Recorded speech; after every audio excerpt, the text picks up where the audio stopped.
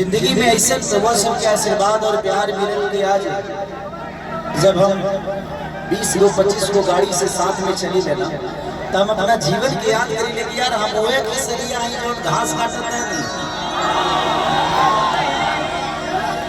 भैया एक बात कही बहुत पहले आज से 7 साल पहले वो रसूलपुर में आई रहे तो हम आंसू स्टूडियो में जाते रहेंगे तो वो आई नहीं तो रजनीकांत वो खेले रहे आ थूकनी रहुआ तो कसम से बताओ तो यकीन मानी हमरा थूक देखे खातिर गई रही कि ओबरा कह सकी खेसारी लाल यादव की थूक कैसे होता नहीं देख ली रजनीकांत सच बताओ।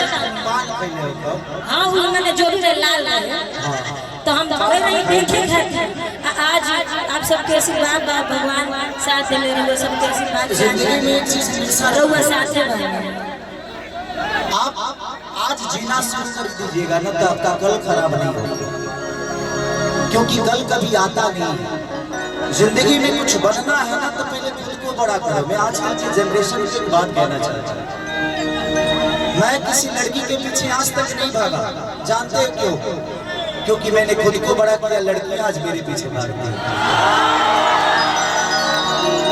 तो जिस दिन कुछ बन जाओगे ना उस दिन पूरे दुनिया की खूबसूरती आपके कदमों में आ जाएगी। तो पहले कुछ बनो और ऐसा बनो कि दुनिया मिसाल कायम करे कि यार क्या लौंडा है, मेरे पास कुछ नहीं था आज इतना कुछ है कि खर्चा करने का वक्त नहीं। तो एक वक्त होता है, ये वक्त आप सबने दिया है, मैंने मेहनत की और मेरे मेहनत को आप सबने पैसा। तो मैं सब नौजवानों से यही कहूंगा कि ये मोबाइल के जमाने में ना हम भटक चुके हैं। अभी प्रेमानंद का 30 सेकंड में गाता है प्रवचन, हम बहुत आनंद होते हैं, तुरंत दूसरा जो रील होता है देवरा ढोड़ी चटना होता है। अब इंसान कंफ्यूजन में है कि हम आस्था की तरफ जाए कि ढोड़ी चटना की तरफ जाए। तो आप अपने आप को बड़ा करो, अपने खुद पे मेहनत करो, अपना लक्ष्य पूरा करो और जीवन में इतना बड़ा बन जाओ ना कि आपकी दुनिया की हर वो चीजें आपके आगे छूट जाए। मैं इसलिए कमाता हूँ कि दुनिया के जिस दिन हर वो चीज मेरे लिए सस्ती हो जाएगी उस दिन कमाना छोड़ दूंगा। अभी बहुत चीज महंगी है, अभी बड़ा हुआ नहीं। खेसारी से भी कोई बड़ा है, जो मेरे से बड़ा बन रहा है उससे भी कोई बड़ा है। तो जब आपसे बड़ा कोई है तो आप बड़ा करो, तो बड़ा नहीं है। तो ये अहंकार अगर किसी को है कि हम बड़ा है, और नेहा हो चाहे चंचल हो या दीपक भाई हो हमारे, या सृष्टि भारती हो, दीपक दिलदार एक ऐसे कलाकार है जिनके साथ मैंने दुगोला गाया है।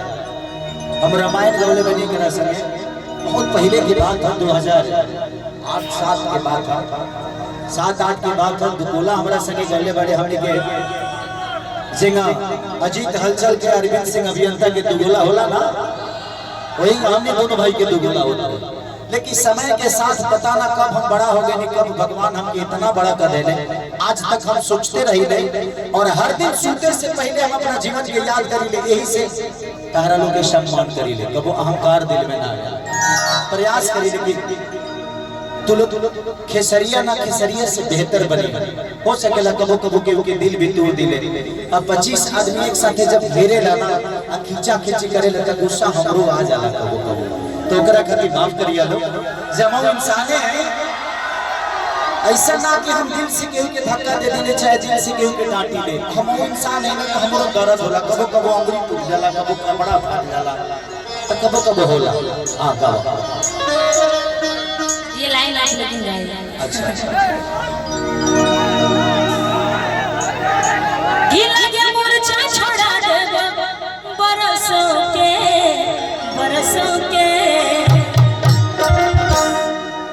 किया मत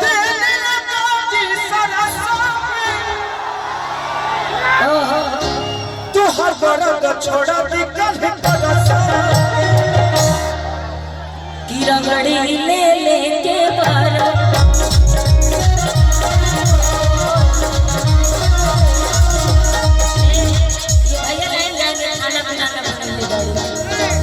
तब न मजा आएगा, सपोर्ट करनी थोड़ा सा।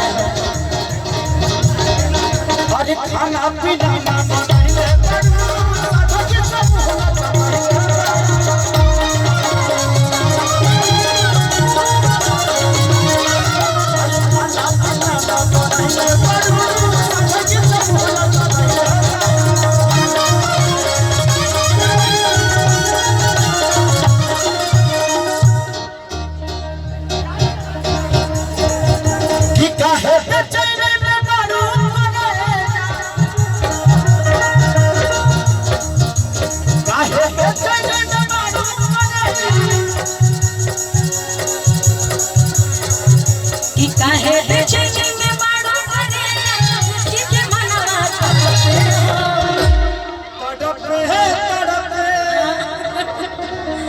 कि दिहला कर दिया सैया दोनों तरफ